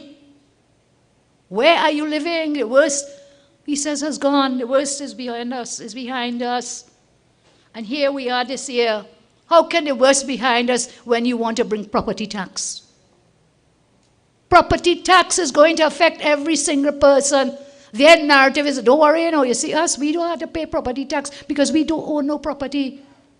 Don't be fooled with your lies. Every single person in this country is going to be affected with the property tax. How? If you own property, obviously. And you remember when we were doing the debate in the parliament, I asked the minister, I said, you said every structure on your piece of land is going to get a tax. So I asked him, you mean the dog kennel getting a tax? If you have a fowl pen or a fowl coop or a duck pen or whatever you call it, we had to pay tax. The man said yes. Every structure you have is to be taxed. So that's those who have land, occupy land. For those who do not own the land, you will still have to pay the tax if you're a renter. Because when the landlord has to pay the tax, you think he's going to pay it on his own, he's going to increase your rents. And really, already so many persons cannot pay their rents. It's going to cause an increase in rents as well. And if you think you get away because you're not renting, you don't own no land, you don't get away yet. Because every single business that has to pay these taxes will pass the tax on to the consumer. Every single business. So if a man owns a shop, a grocery, whatever it is he owns, and he's selling something from there, he's retailing matters, retailing items, what do you think he's going to do when he has to pay these taxes? He's going to pass that tax on to you. It will be passed on to this property tax. It's extremely complicated. It affects every single citizen. The worst is behind us, Rowley. And you want to bring property tax to increase the burden and the hardship on citizens of our land. I call on the Prime Minister to hold. Do not bring in that dreaded, wicked property tax at this time. Then now, the worst is behind us. Critical foreign exchange problems. Serious forex. Wade spoke about it earlier about the shipping company saying they're not going to accept TT dollars. You have to pay them in the US. So when we can't get the US, the people importing the food and whatever we import, you can't get US because there's such a shortage. What's going to happen? Does it mean we are going to face empty grocery shelves? Because you know what, $5 to $6 billion of our food is imported. So does it mean that we're going to face shortages of medication? We don't produce medication in this country. We have to import it. Already we have shortage to even buy it. Now you're going to have shortage to pay for the shipping. So you want to tell me the worst is behind us, Mr. Rory? Show me how. Tell me how you're going to deal with this to avoid shortages of food, shortages of medication, shortages of essential items that we have to bring in if you don't have the forex. Tell us how you're going to create the forex. The one major foreign exchange earner in our land was the Petrotrin refinery. The major forex earner. Now we have to take forex to buy the fuel from somebody else. We stop refining. So we have to find foreign exchange, which we never had to find before, to buy fuel. You have not told us one way in which you are going to earn more foreign exchange. Because don't make us feel foreign exchange is for people to buy apples and grapes. That's why the minister, laughing, a usual clown that he is, stands up in the parliament in the budget to tell us, from January, no apple and grapes. We're going to put taxes on it. People live for the whole year, they don't eat apple and grapes. And some of us don't even like it. But you make it into a nonsense, ridiculous issue. Oh, foreign exchange shortage, so we're not going to let you all buy apples and grapes. We're going to put a big tax on it. Who are you fooling? Who are you fooling? When you all get the tax exemptions, huge tax exemption, Rowley getting big, finance minister, are you really getting tax exemptions for that luxurious building you're putting up there, what you call duplicitous or multiple family dwellings in one building? Forrest got exemptions from what? For some scan machine. For the life of me, I can't understand why this man recusing himself for a matter before the cabinet to give exemptions. So they give themselves exemptions, but what? It's tax on you, property tax on you, tax on your apple and your grapes, tax on the motor vehicles. As from this month, prices of motor vehicles going up. What is that going to do to the economy? What will that do to the prices of other things? Answer us. And you tell us, bold-faced and brass-faced and lying, the worst is behind us, Prime Minister. The worst is behind us when you intend to tax and borrow and suffer everyone in this country. Job losses, how is the worst behind us? You have not told us one way in which you will increase the number of jobs. On top of that, you lie and hide the statistics about the true amount of job losses in this country since you came into office. And don't tell us it's pandemic, because hundreds of thousands lost their jobs even before the pandemic. You crashed the economy before the pandemic. The pandemic is now the plaster for every incompetence on your part. Every failure by the Rowley regime. Blame Kamala. And when they're tired, blame pandemic. They have no answers. And you say the worst is behind us. How are we going to create jobs? Tell us in this new year. Don't come with platitudes, the worst behind us. Don't raise a red herring with that helicopter to say we were corrupt. We were not corrupt. It was a proper procurement process went through for that lease arrangement to be entered into. But where's your procurement process? For the ferry, what did you do? One trip to Australia. You know, our commissioner tries very hard. Police, he talks about one shot, one kill. Well, this is one trip to Australia. $500 million of taxpayers' money being spent. More job losses. The energy sector has been decimated. All the plants who have been closed down at Point Lisas. And up to today, we cannot hear what is the end of the patriotic bid for the refinery. Has anyone heard anything? Have they said anything? Nothing. Nothing about the patriotic bid. On the eve of the election, they promised, don't worry, all the promises, PNM promises never materialize. They lie to the country, and they break every single promise that they have. What is the status of the refinery? You promised to reopen the refinery to create back some of the jobs that were lost. So not even that has materialized. Tell us how you are going to deal with the job losses that continue to pile up, continue to increase every day. The worst is behind us. He lies. Promise you, lie. Infrastructure is collapsing everywhere. You saw recently the story where on the road to, where was it going to, Mayaro? Mayaro. Residents were cut off because the road was so bad. PTSD said, look, we're not going to send a bus. Worse behind us. Well, I hope they have fixed it by now, but that the infrastructure all around us. You see it all the time, people put up pictures. The road is no longer a road, it's a pothole. Pothole after pothole after pothole. Everywhere, infrastructure. The schools, Monilal mentioned, these schools that remain unopened. Vine growing all over it. In state of dilapidation, schools that were nearly complete. There are two in my own constituency, the Shiva Boys College and the Parvati Girls College. You see the structure and you see it is in decay and disarray because since the PNM came in, spite, malice and ill will, they have refused to do anything there. Ramaitre is into reform into schools across the country. And these are the people who stand up and cry and say, oh yes, Kamala, 106 schools you built. Well, tell us where. When we start to tell them there, they never ask again.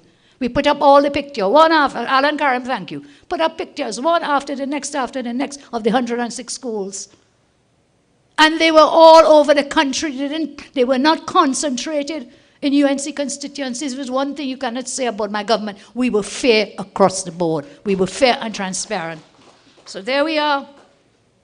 All around us, things are in decay. No proposals or plans come from the government except to tell us the worst is behind us. And this year, when Minister of Finance gave his budget statement, he said this year, 2021, will be the year for resetting the economy for growth and innovation. Where is the growth? Where's the reset? We are in reverse mode. There's no resetting. Nothing is happening whatsoever. Nothing. And you'll hear them screaming on their platforms. I think they're somewhere tonight.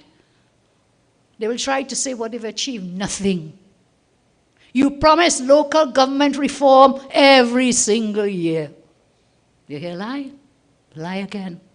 In fact, I think if you go back to 1960, PNM manifestos from 62 coming down the year, every year you will see they're promising local government reform. The only government that did some serious local government reform was the NAR government, which introduced the Municipal Corporations Act for really major reform in local government. But again, this wicked PNM, as soon as they came into power, they did the same thing that they did with the procurement law. They amended the law to remove some of the corporations that the NAR had created. They removed them, reduced them, and I'll share some of that with you. So local government reform is like their recurring nightmare decimal. Every time, and I'm sure this election, we'll hear it again in 2019. Prime Minister Rowley down in Sapara, I say, Lord, Kamala lost Sapara, boy. Thank you, people of Sapara, we made sure that didn't happen. In Sapara, 3-4 times, loafing around, promising the Sapara Corporation, you know what he promised? He promised he'll make them into a borough. You know, I see recently he come back again, he said he wants to make Chaguanas a city, and he wants to make Sapara a borough. Well, don't get no chain up with that, eh? These people lie, outright lie. Never keep their promises. So local government reform, repeat, ad nauseum, repeat, local government reform, and none has happened.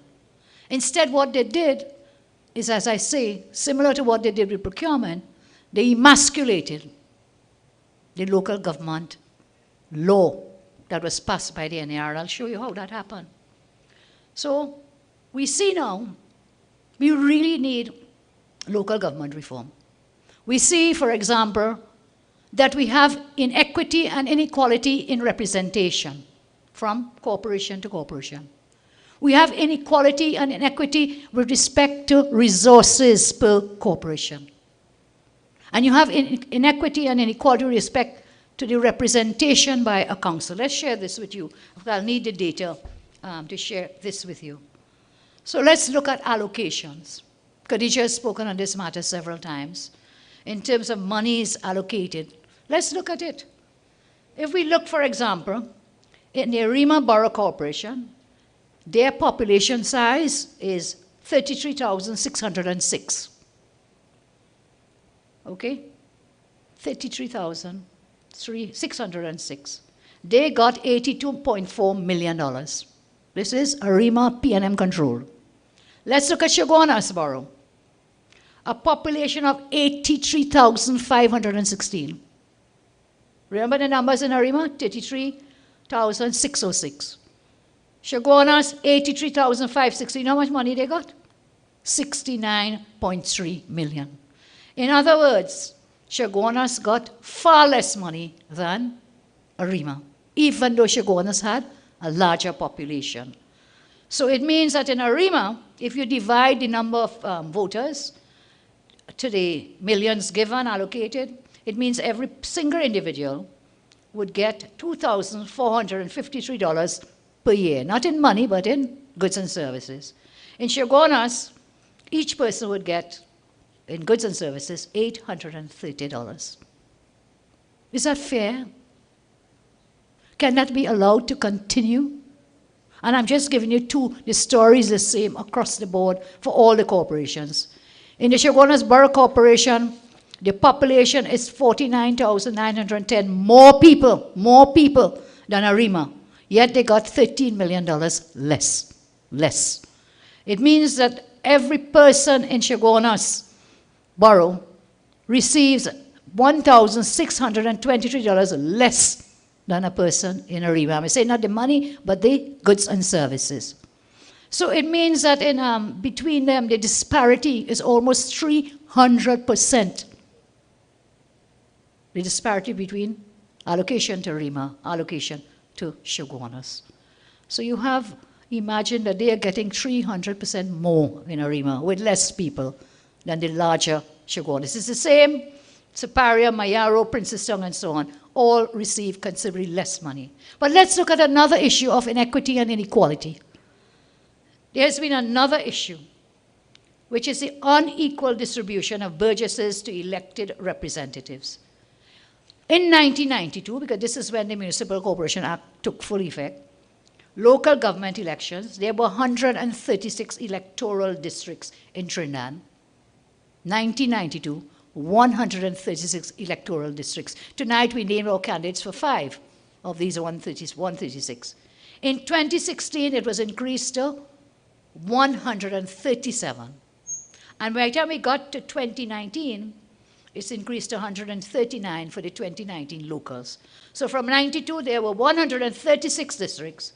2019 elections, 139, increase of 3. Nothing wrong with that, but watch this. Look at this.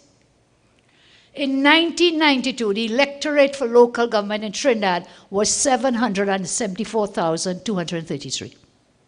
By the time we got to the 2019, the electorate was 1.077 million persons. So it had more than doubled. The population for local government voted had more than doubled by the time we got to 2019. And in this year, 2020, for the by-elections, this will not impact so greatly, but we have another local coming, so we really need a reform.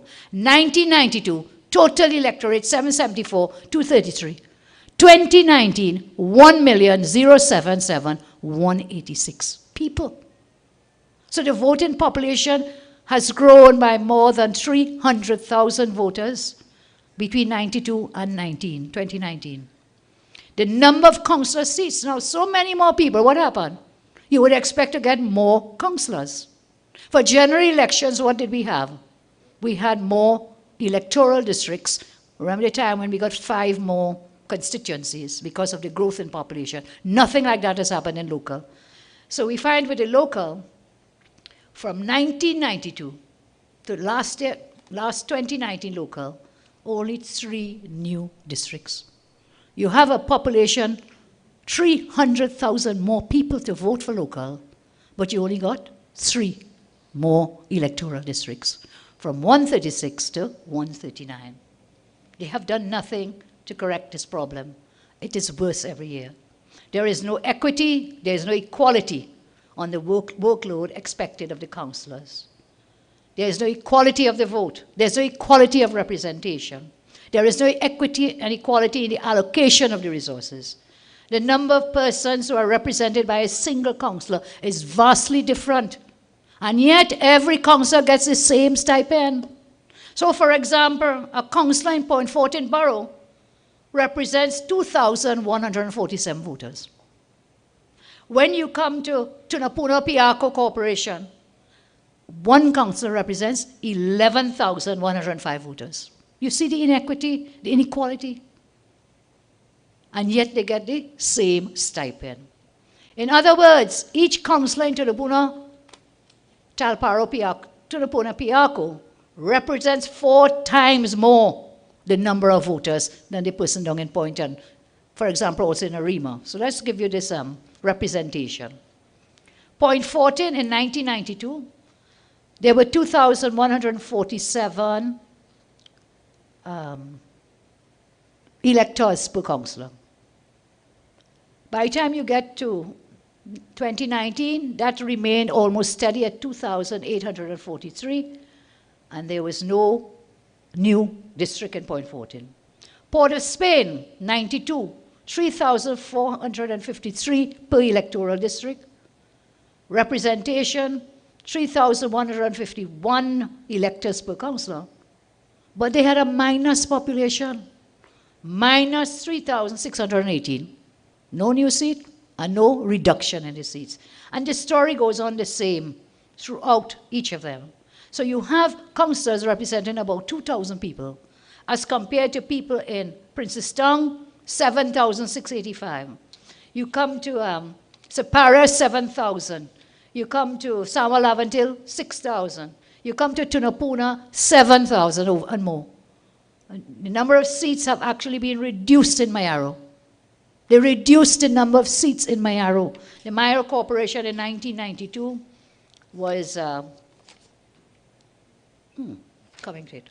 Anyway, they reduced the numbers in Mayaro. It was, they reduced it in 1992 by 2019. They took away 4 seats from Mayaro. 4 seats from Mayaro. Even though that electorate had increased by 8,165. Increased, but they reduced the number of seats.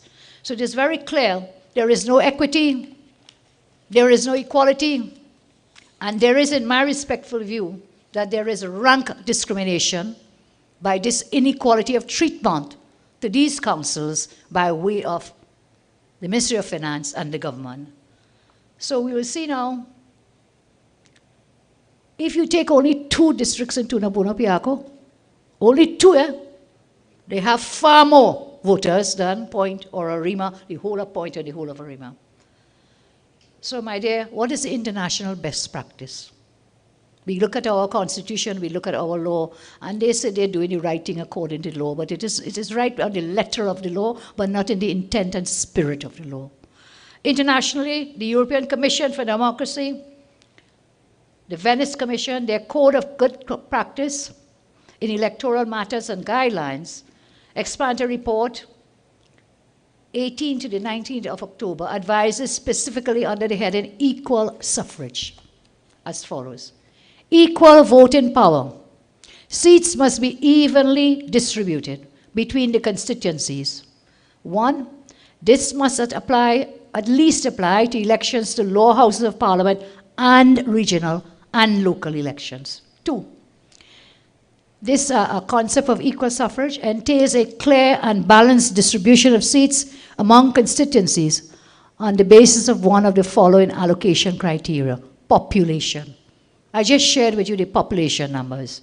Number of resident nationals, number of registered voters, and possibly the number of people actually voting. An appropriate combination of these criteria may be envisaged. In order to guarantee voting power equally, the distribution of seats must be reviewed at least every 10 years, preferably outside election periods. When they review, the EBC reviews anything, what do? They shift 1 PD from here to there. So in San Fernando West for the last general, they shift 3 PDs out of San Fernando East, a PNM stronghold, into San Fernando West. Bordering San Fernando West is Oropouche. Which is it, Rudy? Yours, Oropouche? East or west? Both east and west, look at that. 2 stronger UNC seats, but they didn't take 1 PD from there. They took from where? San Fernando East. So the border of Oropouche East, border of Oropouche West, borders, and on the other side, Pointe-a-Pitre borders. But where they get to take it from? That's their kind of review. Up in Komoto, Manzanar, and Toko, they shift 1 or 2 things here for the general elections. And that's their kind of review. It is very clear that this thing is totally disproportionate and discriminatory to the burgesses and the councillors in many of our districts. I want to tell you, we have been researching, doing the law on, research on the law of that provision in our constitution which speaks about equality of treatment by a public authority. We are looking at it now based on the fact that we now have another limb in the Constitution to challenge the inequality of treatment by the Ministry of National Security in granting exemptions. We didn't have before, you say, okay, well, you stop this one, you stop that one, but because of the COVID, that is proportionate, that is realistic, okay, disease and death, everybody frightened. But when you come to equality of treatment, that's a totally new ballgame. So we've been looking at that research. There are a lot of cases right up to the Privy Council with this equality of treatment. And we are looking at it in respect of the allocations made to the various regional corporations. And our lawyers, together with myself, we are seeking to challenge the allocation of resources. And the lawyers are also looking at the exemptions and the basis and policy of the ministry in granting these exemptions. So as I move on, close to closing, what is the importance of these by-elections? Why are they important? As I say, many will be feeling election burnout. Many will say, well, what is the point of voting in this? It's not going to change the price of cocoa. But the fact is, these elections will change the level of representation closest to you. Local government and your councils are closest to you, more so than the central government. So your vote is very important. Always remember that if we don't come out to vote for what is right, then our children will have to pay that price. You remember in 1971, there was a no-vote campaign. Allowed the PNM to take every seat, no-vote campaign. What happened? Up to today, we are still facing the consequences of that. They went in and they amended the Constitution. They brought the 1975 Constitution, which really totally created a kind of dictatorship in the central government. They had all the powers to run over rights and trample rights. And they changed the Constitution in a manner, as I say, to have a prime ministerial dictatorship. So this time, don't feel your vote doesn't count. Do not have a no-vote campaign. Do not stay away from the polls. Remember from our history what happens when you stay away.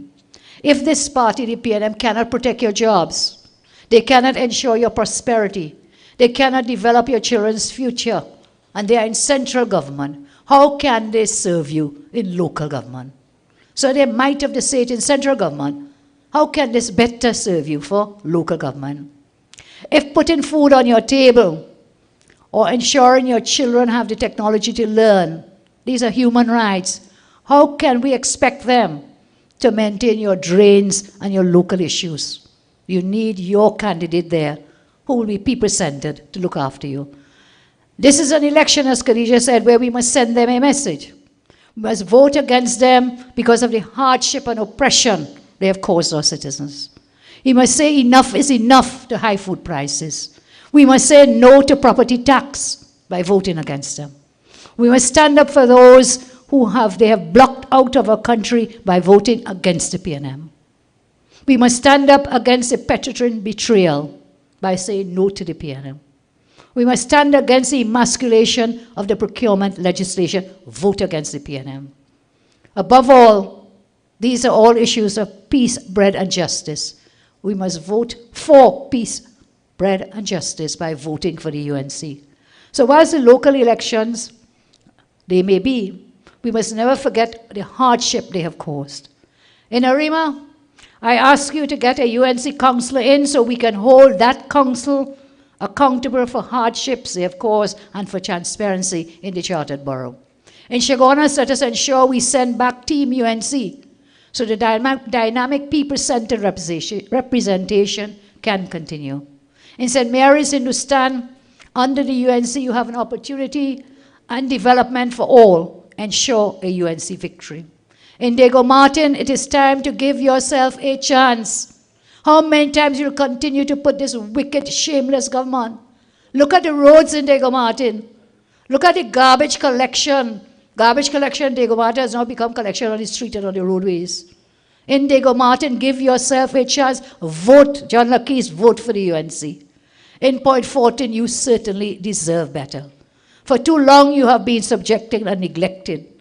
This is a time for real representation. Vote for your UNC candidate for Hollywood.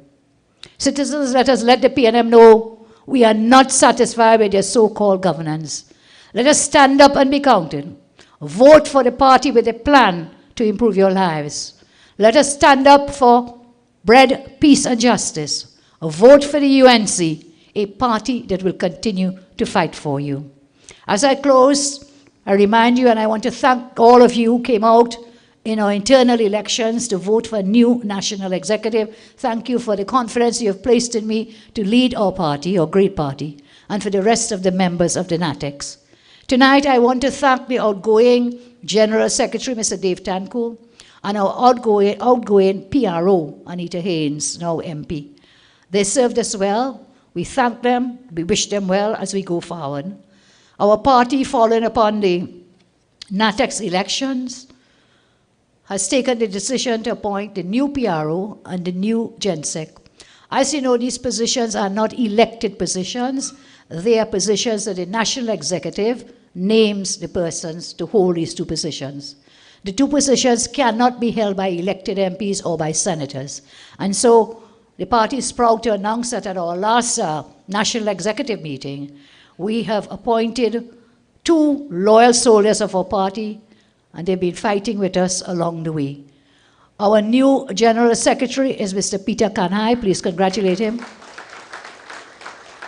And our new PRO is Dr. Kirk Megu. Please congratulate him. We look forward to the team working together. I close by telling you, we got these things from the PNM. We did well in the last elections, maybe not as well as we wanted to or should have, but I want you to not be ashamed and be very proud that our percentage of voters increased from 2015, when it was 39.61%, to 47.09% in 2020, so a percentage increase. The PNM's voter percentage dropped from 51.68 in 15, they dropped down to 49.8. It was a razor-thin result that came in. We gained almost 20,000 new votes compared to 2015 in 2020. And we did not even contest 2 seats, but we gained over 20,000 new votes. Not to mention the fact that we captured a very key marginal seat, Maruga Tableland, taking us up to 19. So we are just a hair's breadth away from governance. Do not despair. Do not let the naysayers make you feel ashamed. We are UNC and we are proud. We are UNC and we are proud. We will continue to fight. We will continue to work for you as we go forward. So I say together we can.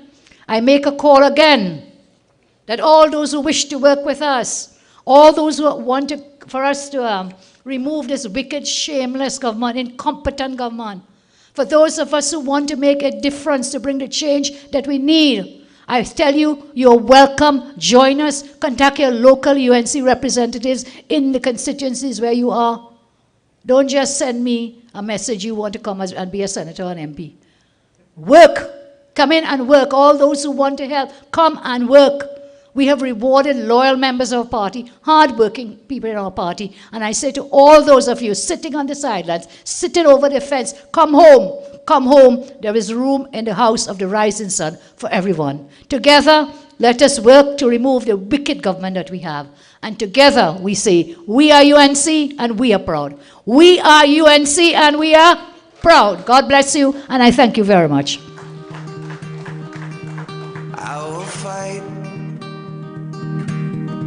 I will fight for you. I always do until my heart is black and blue.